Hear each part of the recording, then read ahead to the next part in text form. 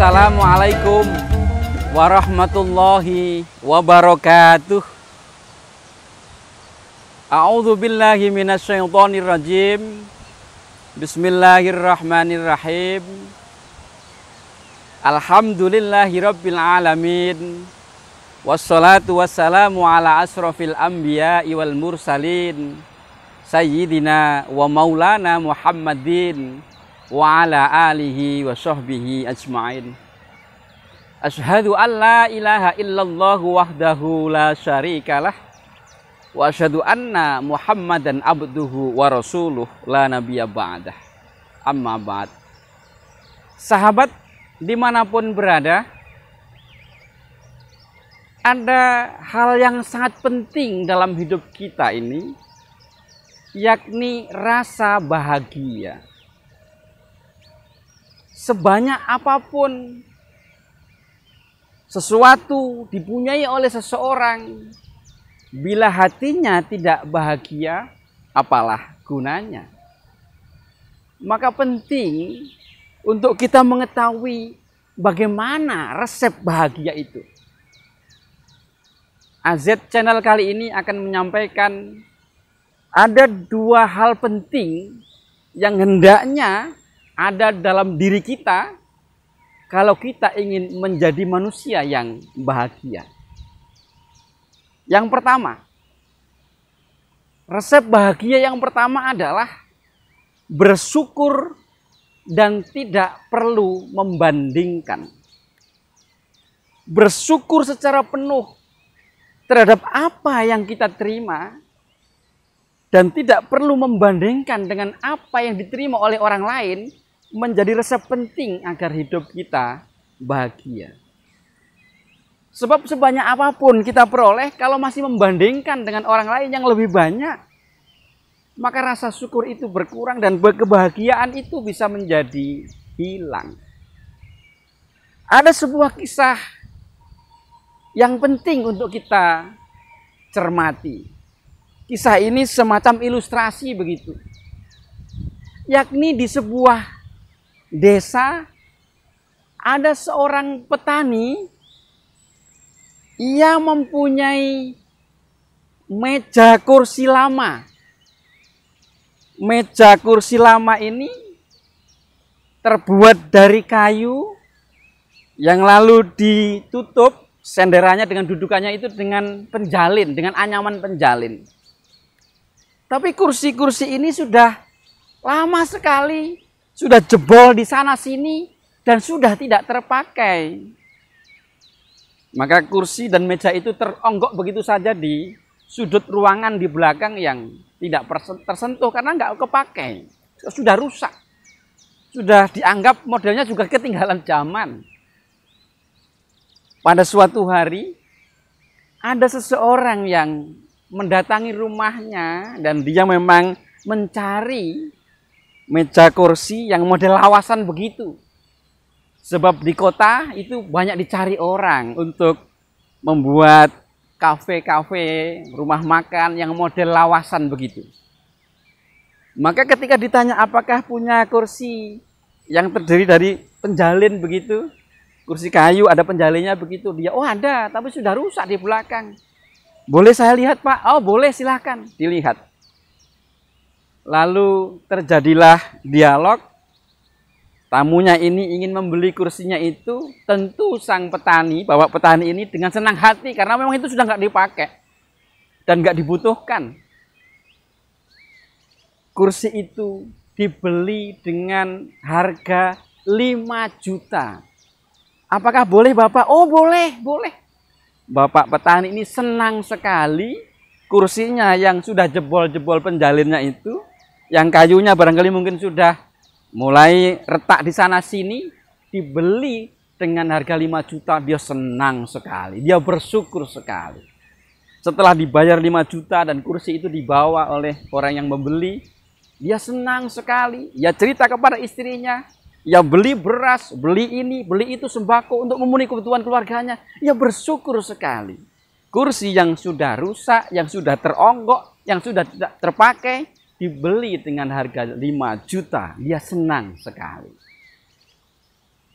Sahabat dimanapun berada, tidak lama dari peristiwa itu, kira-kira mungkin ya seminggu atau 2 minggu begitu, tetangganya yang tidak jauh dari rumah petani itu juga didatangi oleh orang lain, oleh pedagang lain, oleh seseorang yang mencari kursi yang sama. Dan kebetulan tetangganya itu juga punya kursi penjalin dari kayu yang sudah jebol sana sini, sudah rusak, yang sudah tidak terpakai, yang sudah teronggok di belakang.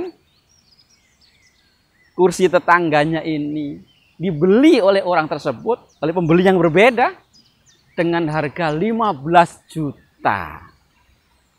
Lalu bapak petani ini bertemu dengan tetangganya yang kursinya dibeli 15 juta itu. Setelah mendengar cerita langsung dari tetangganya itu, si bapak petani yang awalnya senang sekali, kursinya yang sudah tidak terpakai itu dibeli 5 juta, senang sekali, bahagia sekali ia.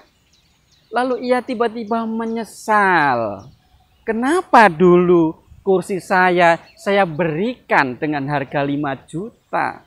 Sementara tetangganya kursinya laku 15 juta. Kebahagiaannya yang kemarin, bahagia membeli sembako, membeli ini, membeli itu untuk kebutuhan keluarga, seakan-akan hilang sudah. Ia menyesal. Karena apa? Ia membandingkan dengan apa yang diterima oleh tetangganya. Padahal setiap orang itu mempunyai rezekinya masing-masing, mendapatkan kadar masing-masing. Kalau ia bersyukur secara penuh dan tidak membandingkan, tentu tetap ia bahagia. Meskipun kursinya seharga 5 juta. Karena apa? Karena memang kursinya sudah tidak dipakai, teronggok begitu saja. Kalau nggak ada yang beli juga nggak dapat 5 juta. Nah ini, bersyukur tanpa membandingkan itu penting sekali. Membandingkan adalah awal dari hilangnya rasa bahagia. Nah ini, resep yang pertama yang hendaknya ada di dalam diri kita adalah bersyukur secara penuh, tak perlu membandingkan dengan apa yang sudah diterima oleh orang lain. Loh, sama-sama bekerja loh saya juga bekerja, dia juga bekerja, kok bisa-bisanya dia berhasil, aku kurang berhasil misalnya. Ini adalah awal dari hal yang tidak membahagiakan. Yang pertama, bersyukur secara utuh. Apa yang diberikan oleh Allah kepada kita, kita syukuri secara utuh dan tidak perlu membandingkan dengan orang lain. Setiap orang itu mempunyai masalah masing-masing, mendapatkan rezekinya masing-masing, berbeda antara satu dengan yang lain. Satu. Yang kedua, sahabat dimanapun berada, konsep penting, resep penting agar kita bahagia itu adalah, yang kedua, kita punya hak penuh terhadap kebahagiaan kita. Kita punya hak penuh terhadap kebahagiaan diri kita sendiri. Agar lebih mudah, saya sampaikan contoh kisah semacam ilustrasi begini. Di sebuah pasar, ada seorang pedagang yang terkenal judes. Dia tidak ramah di dalam melayani para pembelinya. Pada suatu hari, ada 2 orang pemuda yang sama-sama belanja di toko bapak yang suka melayani dengan judes itu. Si pemuda pertama ketika datang tidak disambut, justru dengan kata-kata yang tidak ramah. Ia di dalam hati kecewa, di dalam hati ada rasa marah. Loh, aku ini beli kok, melayaninya begitu, wajahnya tidak menyenangkan. Awalnya dia datang dengan senang karena akan belanja, berubah menjadi marah, Berbeda dengan pemuda yang kedua. Meskipun dilayani dengan tidak ramah, pemuda yang kedua ini tetap ramah. Bahkan ia menyapa. Bahkan ia dalam bahasa Jawa itu boso kepada orang yang melayani itu. Setelah sama-sama beli, akhirnya 2 pemuda ini di luar bertemu. Yang pemuda yang pertama ini penasaran, ingin tanya kepada pemuda yang kedua ini. Mas, saya ingin tanya, ada apa? Itu tadi kan kita dilayani oleh toko itu di pasar itu dengan pelayanan yang tidak ramah. Aku otomatis marah. Kita itu pembeli, raja ya, kok dilayani begitu? Kecewa saya nggak akan beli lagi di situ. Kok bisa-bisanya sampean atau jenengan tetap ramah, senyum, bahkan bosok kepada orang itu. Maksudnya gimana? Saya nggak paham. Dijawab oleh pemuda yang kedua ini.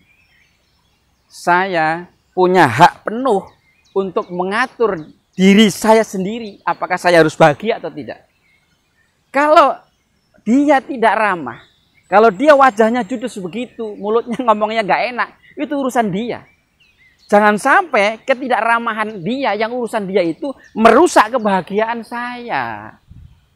Saya tidak ingin hati saya yang sudah bahagia dirusak oleh dia. Maka saya punya hak prerogatif penuh untuk mengelola hati saya, jiwa saya, dada saya, agar hati saya selalu bahagia. Dia begitu urusan dia. Urusan saya adalah bagaimana saya tetap bahagia. Oh, begitu ya. Maka pemuda yang pertama itu memetik pelajaran dari pemuda yang kedua. Orang lain bisa jasa, mungkin tidak suka kepada kita, ngomongnya tidak enak kepada kita, ngomongnya sengak kepada kita. Apakah kita terpengaruh untuk marah atau mungkin tidak terima? Itu hak kita sesungguhnya. Kita punya hak untuk mengelola diri kita sendiri agar tidak terpengaruh dengan apapun yang terjadi di luar diri kita. Bagaimana agar kita selalu bahagia. Ini resep penting.